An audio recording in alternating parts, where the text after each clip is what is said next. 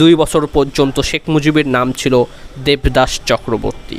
এটি কি আসলেই সত্যি? চলুন পুরোপুরি গল্পটা আপনাদেরকে জানাই। কলকাতা সিভিল কোর্টের উকিল মিস্টার চণ্ডীদাস, তার এক মেয়ে ছিল গৌরবালা দাস। চণ্ডীদাসের সহকারী উকিল মিস্টার অরুণ কুমার চক্রবর্তী চণ্ডীদাসের কলকাতাস্থ বাসায় নিয়মিত যাতায়াত করতেন। এই সুযোগে চণ্ডীদাসের মেয়ে গৌরবালার সাথে অরুণ চক্রবর্তীর অবৈধ সম্পর্ক গড়ে ওঠে। এভাবেই চলতে থাকে দিনের পর দিন। তার ফলশ্রুতিতে এরই মধ্যে গৌরবালা গর্ভবতী হয়ে পড়ে। গৌরবালা যখন বুঝতে পারলেন তিনি গর্ভবতী হয়েছেন, তখন গৌরবালা অরুণ কুমার চক্রবর্তীকে তাকে বিয়ে করার জন্য চাপ দেয়। অরুণ কুমার চক্রবর্তী ইহাতে রাজি না হইয়া অবৈধ সম্পর্কের কথাও অস্বীকার করেন। এদিকে চণ্ডীদাস বিষয়টি জানার পর চিন্তিত হয়ে পড়েন। এরই মধ্যে গৌরবালা 12/12/1920 তারিখে একটি পুত্র সন্তানের জন্ম দেয়। তার নাম রাখা হয় দেবদাস চক্রবর্তী।